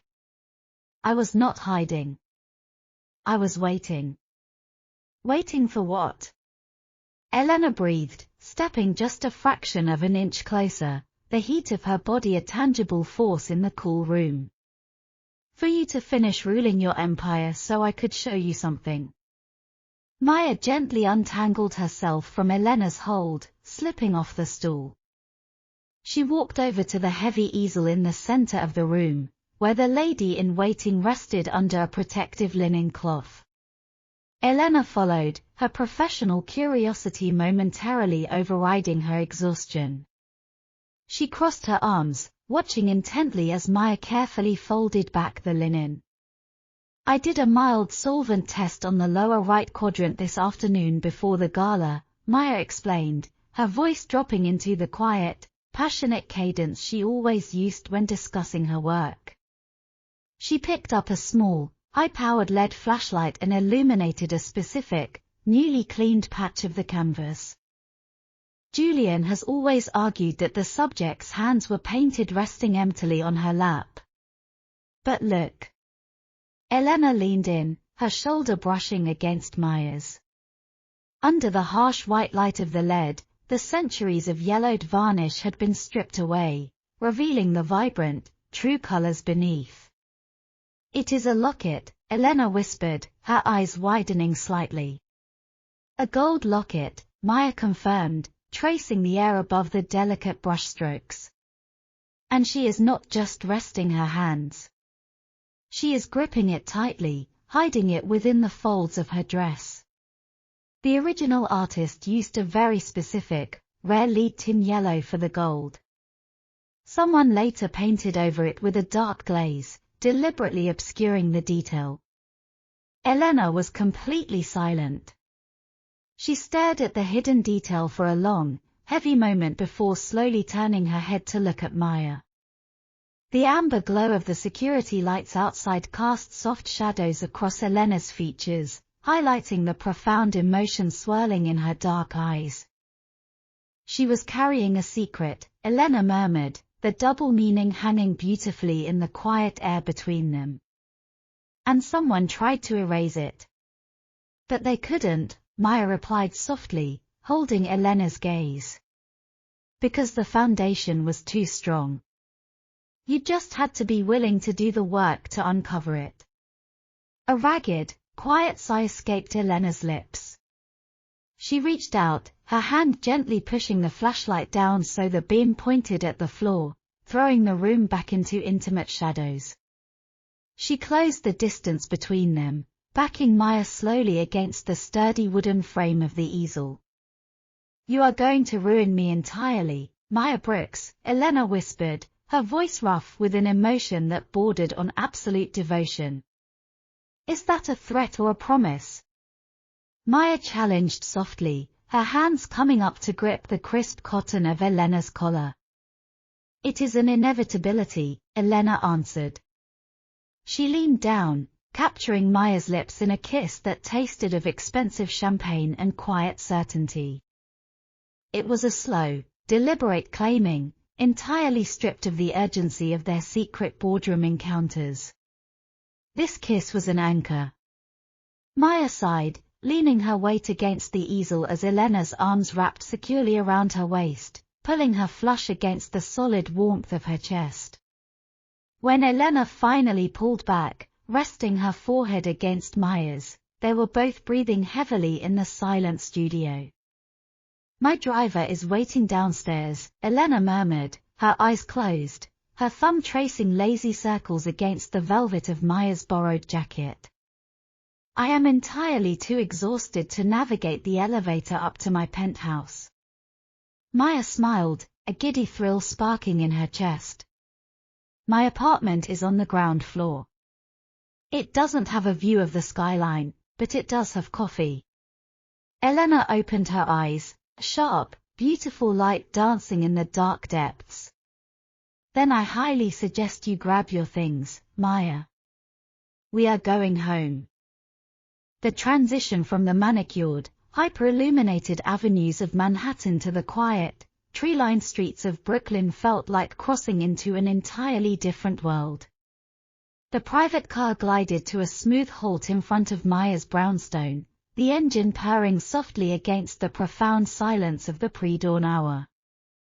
Maya fumbled slightly with her keys at the front door, a sudden, unfamiliar wave of self-consciousness washing over her. Elena Sterling was a creature of expansive penthouses and flawless minimalism. Maya's ground-floor apartment, by contrast, was a chaotic ecosystem of creative survival. With a definitive click, the deadbolt gave way. Maya pushed the door open and reached for the switch, bathing the small entryway in the warm, golden glow of a vintage glass pendant light. I should warn you, Maya began, her voice betraying a hint of nervous breathlessness as she stepped inside. It is not exactly curated. And there is an unacceptable amount of canvas stacked in the hallway. Elena stepped over the threshold, the heavy wooden door closing behind her, sealing them inside. She did not immediately reply. Instead, her dark eyes swept over the space, taking in the exposed brick walls, the overflowing bookshelves, and the vibrant explosion of trailing potholes and monsters that seemed to reclaim every available surface. The air smelled of roasted coffee beans, dried lavender, and the faint, grounding earthiness of raw linseed oil. It was unapologetically lived in. It was unequivocally Maya. Elena slowly slipped off her black stilettos, placing them neatly by the door. The simple act of removing her shoes stripped away the last lingering trace of the untouchable gallery director. Standing barefoot on the worn Persian rug, in her slightly rumpled white button-down, she looked profoundly human. It is perfect, Elena murmured, her voice a soft, resonant hum that seemed to settle deep into the floorboards. It feels incredibly warm. You breathe life into everything you touch, Maya. Maya felt a sudden, fierce tightening in her chest. She watched as Elena wandered further into the living space, her long fingers brushing lightly over the spine of a worn art history textbook resting on a side table. The older woman moved with that same unhurried, predatory grace, but there was a distinct reverence to her exploration now. She was not analyzing, she was absorbing. "I promised you coffee," Maya deflected, desperate to ground herself before the sheer emotional weight of the moment overwhelmed her completely. She retreated toward the small, open-plan kitchen, clinging to the familiar velvet lapels of Elena's jacket. "You did," Elena agreed, though her attention had already been captured by something else. Maya turned on the faucet, filling the kettle, her back to the living room. The rhythmic sound of running water offered a brief auditory anchor. But as she reached for the canister of ground espresso, the apartment fell entirely too silent. Maya glanced over her shoulder. Elena had stopped in front of the large corkboard hung above Maya's small drafting table. It was the only chaotic space Maya had forgotten to edit. Pinned to the cork were dozens of charcoal studies and rough graphite sketches on textured paper. Some were studies of the lady-in-waiting, intricate maps of lace and shadow. But the vast majority of the recent sketches were not of the 19th century portrait. They were rapid, visceral studies of a woman's profile. A sharp jawline illuminated by the amber glow of a street lamp. A pair of silver-rimmed reading glasses perched on a familiar nose. A severe chignon dissolving into loose, untamed waves. Maya froze, her heart hammering a frantic, echoing rhythm against her ribs. She was entirely exposed. The vulnerability of the penthouse study had been inverted. This time, it was her quiet, desperate devotion pinned to the wall for Elena to dissect. Elena stood motionless, her eyes tracing the chaotic lines of charcoal. She reached out, her fingertips hovering just millimeters above a sketch that captured the exact, heavy way she had looked at Maya in the elevator weeks ago. "You have been studying me," Elena whispered.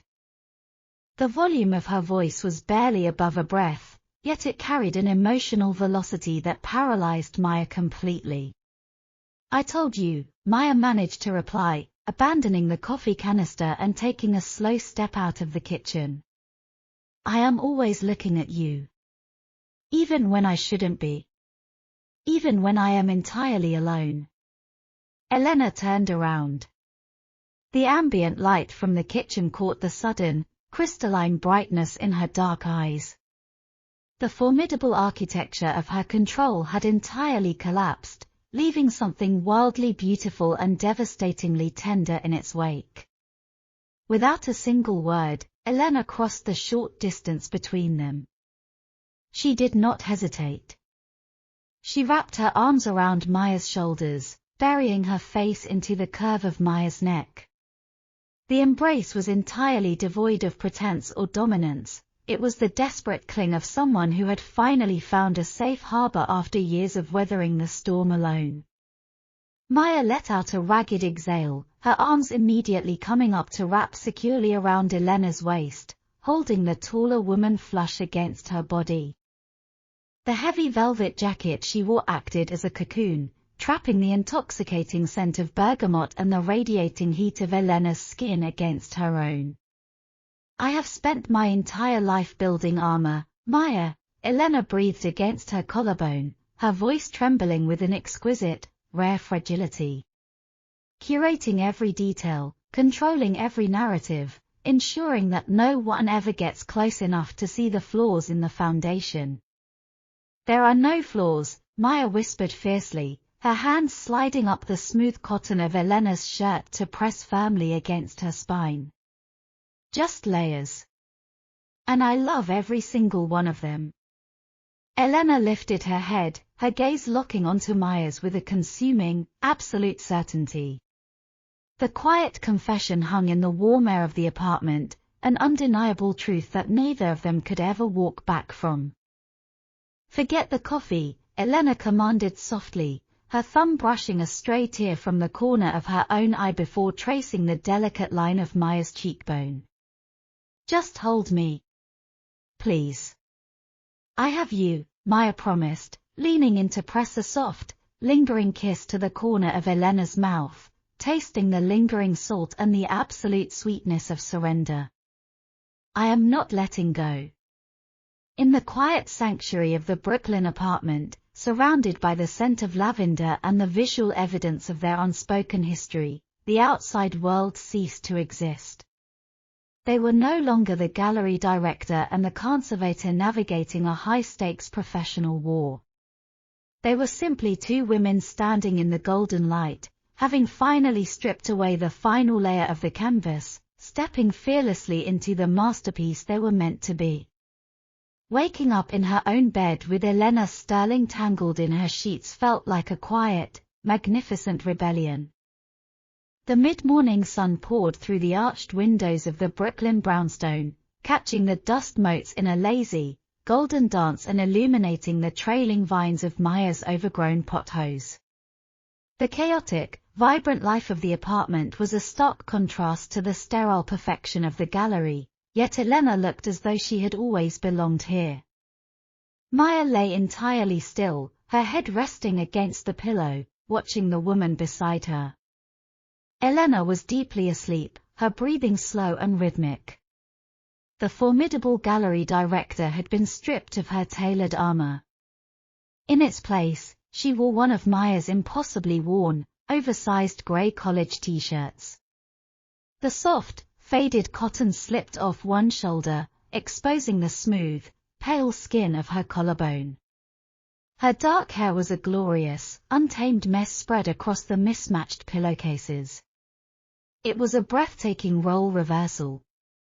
In the penthouse, Maya had been the one swallowed by Elena's crisp, white button-down, stepping into a world of curated luxury. Here, in the messy, unfiltered reality of Brooklyn, Elena had surrendered to the comfort of Maya's sanctuary. Careful not to disturb the silence, Maya slipped out from under the heavy patchwork quilt. The hardwood floor was cool against her bare feet.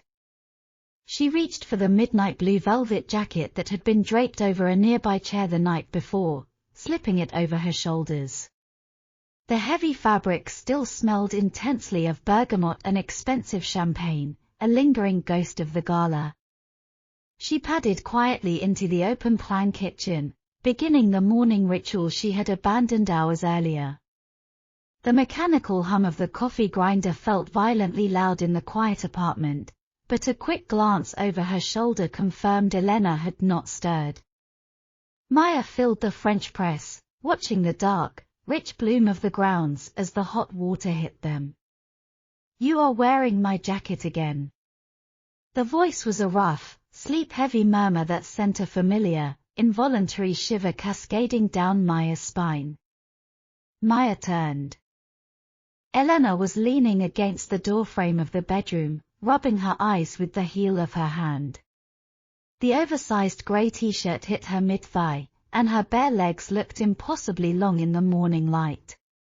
Without the severe chignon, the sharp suits, and the intimidating posture, she looked devastatingly soft. "I am holding it for ransom," Maya replied smoothly, leaning her hip against the kitchen counter. "The price of retrieval is a proper breakfast." A slow, devastating smile curved Elena's lips. She pushed off the doorframe, walking across the worn Persian rug with that familiar, unhurried grace. She did not stop until she was standing directly in front of Maya. The height difference was suddenly much more apparent without Elena's signature stilettos, allowing Maya to look slightly down into those dark, mesmerizing eyes. "I accept your terms," Elena murmured. She stepped into Maya's space, wrapping her arms loosely around Maya's waist, slipping her hands beneath the heavy velvet of the jacket to rest against the warm cotton of Maya's tank top. She rested her chin on Maya's shoulder, letting out a long, contented sigh. "It is incredibly quiet here."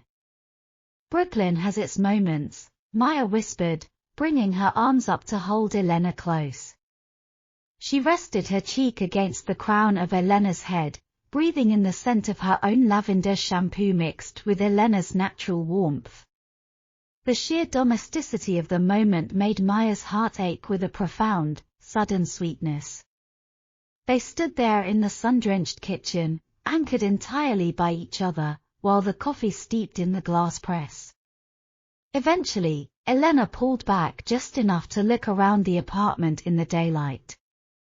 Her gaze drifted from the stacked canvases in the hallway to the towering bookshelves, before inevitably landing back on the large corkboard hung above the drafting table.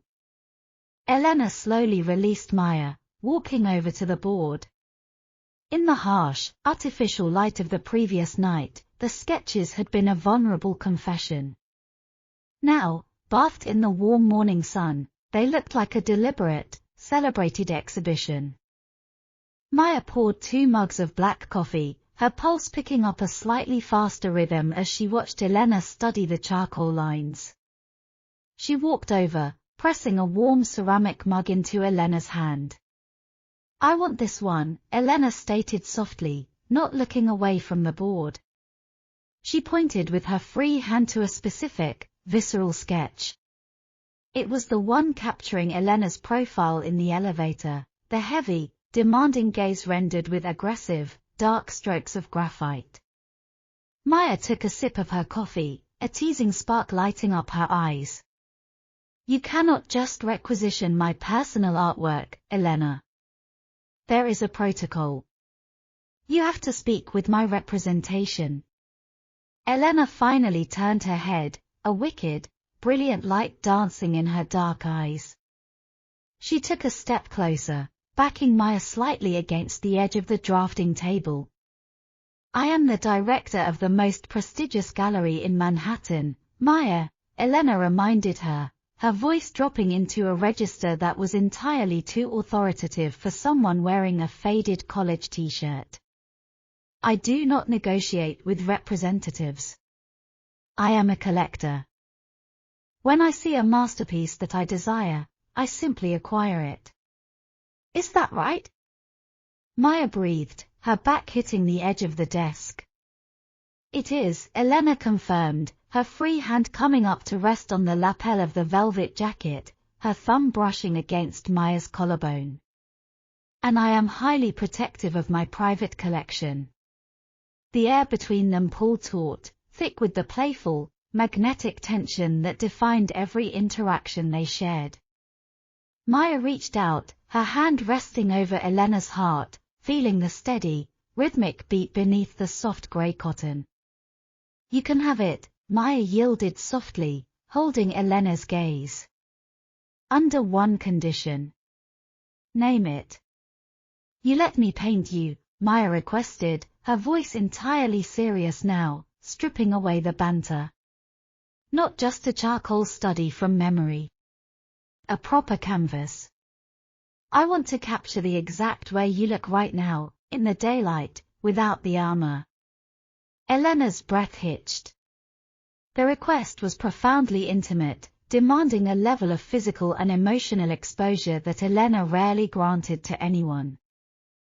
But as she looked at Maya, standing in her sunlit apartment, radiating absolute devotion and an unshakable quiet strength, the last remaining walls of Elena's defenses quietly dissolved into dust. "Only you," Elena whispered, leaning in to press a searing, open-mouthed kiss against the corner of Maya's jaw. She trailed her lips down to the sensitive skin of Maya's neck, making Maya gasp and tilt her head back. "Only you get to see this."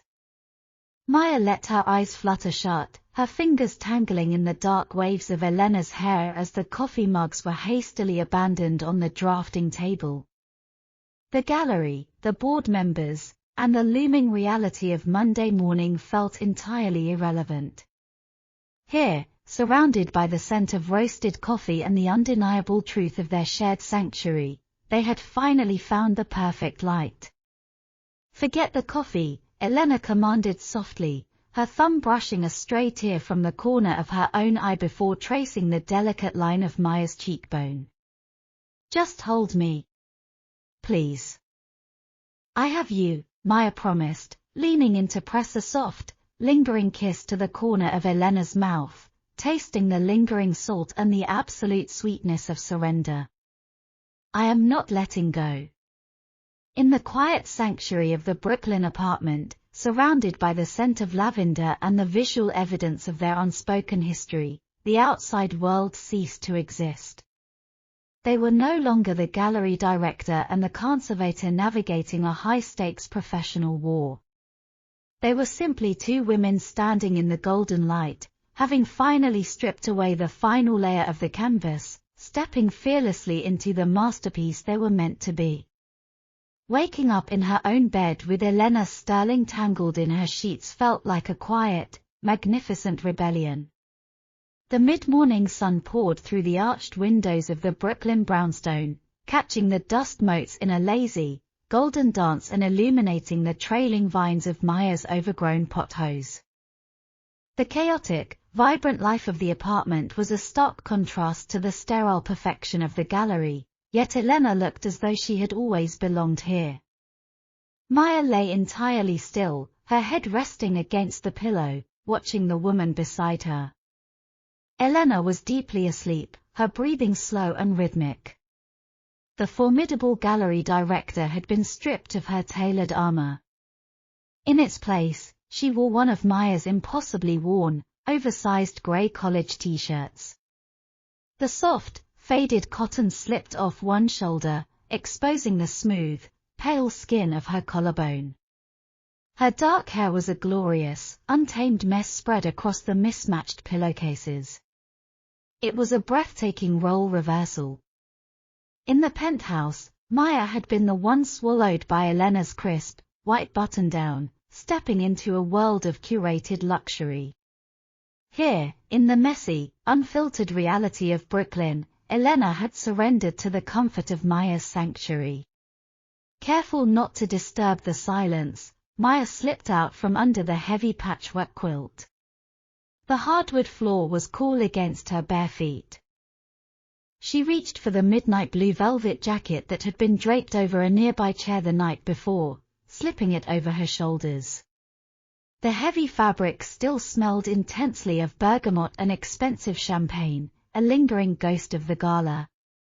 She padded quietly into the open-plan kitchen, beginning the morning ritual she had abandoned hours earlier. The mechanical hum of the coffee grinder felt violently loud in the quiet apartment, but a quick glance over her shoulder confirmed Elena had not stirred. Maya filled the French press, watching the dark, rich bloom of the grounds as the hot water hit them. "You are wearing my jacket again." The voice was a rough, sleep-heavy murmur that sent a familiar, involuntary shiver cascading down Maya's spine. Maya turned. Elena was leaning against the doorframe of the bedroom, rubbing her eyes with the heel of her hand. The oversized grey t-shirt hit her mid-thigh, and her bare legs looked impossibly long in the morning light. Without the severe chignon, the sharp suits, and the intimidating posture, she looked devastatingly soft. "I am holding it for ransom," Maya replied smoothly, leaning her hip against the kitchen counter. "The price of retrieval is a proper breakfast." A slow, devastating smile curved Elena's lips. She pushed off the doorframe, walking across the worn Persian rug with that familiar, unhurried grace. She did not stop until she was standing directly in front of Maya. The height difference was suddenly much more apparent without Elena's signature stilettos, allowing Maya to look slightly down into those dark, mesmerizing eyes. "I accept your terms," Elena murmured. She stepped into Maya's space, wrapping her arms loosely around Maya's waist, slipping her hands beneath the heavy velvet of the jacket to rest against the warm cotton of Maya's tank top. She rested her chin on Maya's shoulder, letting out a long, contented sigh. "It is incredibly quiet here." "Brooklyn has its moments," Maya whispered, bringing her arms up to hold Elena close. She rested her cheek against the crown of Elena's head, breathing in the scent of her own lavender shampoo mixed with Elena's natural warmth. The sheer domesticity of the moment made Maya's heart ache with a profound, sudden sweetness. They stood there in the sun-drenched kitchen, anchored entirely by each other, while the coffee steeped in the glass press. Eventually, Elena pulled back just enough to look around the apartment in the daylight. Her gaze drifted from the stacked canvases in the hallway to the towering bookshelves, before inevitably landing back on the large corkboard hung above the drafting table. Elena slowly released Maya, walking over to the board. In the harsh, artificial light of the previous night, the sketches had been a vulnerable confession. Now, bathed in the warm morning sun, they looked like a deliberate, celebrated exhibition. Maya poured 2 mugs of black coffee, her pulse picking up a slightly faster rhythm as she watched Elena study the charcoal lines. She walked over, pressing a warm ceramic mug into Elena's hand. "I want this one," Elena stated softly, not looking away from the board. She pointed with her free hand to a specific, visceral sketch. It was the one capturing Elena's profile in the elevator, the heavy, demanding gaze rendered with aggressive, dark strokes of graphite. Maya took a sip of her coffee, a teasing spark lighting up her eyes. "You cannot just requisition my personal artwork, Elena. There is a protocol. You have to speak with my representation." Elena finally turned her head, a wicked, brilliant light dancing in her dark eyes. She took a step closer, backing Maya slightly against the edge of the drafting table. "I am the director of the most prestigious gallery in Manhattan, Maya," Elena reminded her, her voice dropping into a register that was entirely too authoritative for someone wearing a faded college t-shirt. "I do not negotiate with representatives. I am a collector. When I see a masterpiece that I desire, I simply acquire it." "Is that right?" Maya breathed, her back hitting the edge of the desk. "It is," Elena confirmed, her free hand coming up to rest on the lapel of the velvet jacket, her thumb brushing against Maya's collarbone. "And I am highly protective of my private collection." The air between them pulled taut, thick with the playful, magnetic tension that defined every interaction they shared. Maya reached out, her hand resting over Elena's heart, feeling the steady, rhythmic beat beneath the soft grey cotton. "You can have it," Maya yielded softly, holding Elena's gaze. "Under one condition." "Name it." "You let me paint you," Maya requested, her voice entirely serious now, stripping away the banter. "Not just a charcoal study from memory. A proper canvas. I want to capture the exact way you look right now, in the daylight, without the armor." Elena's breath hitched. The request was profoundly intimate, demanding a level of physical and emotional exposure that Elena rarely granted to anyone. But as she looked at Maya, standing in her sunlit apartment, radiating absolute devotion and an unshakable quiet strength, the last remaining walls of Elena's defenses quietly dissolved into dust. "Only you," Elena whispered, leaning in to press a searing, open-mouthed kiss against the corner of Maya's jaw. She trailed her lips down to the sensitive skin of Maya's neck, making Maya gasp and tilt her head back. "Only you get to see this." Maya let her eyes flutter shut, her fingers tangling in the dark waves of Elena's hair as the coffee mugs were hastily abandoned on the drafting table. The gallery, the board members, and the looming reality of Monday morning felt entirely irrelevant. Here, surrounded by the scent of roasted coffee and the undeniable truth of their shared sanctuary, they had finally found the perfect light.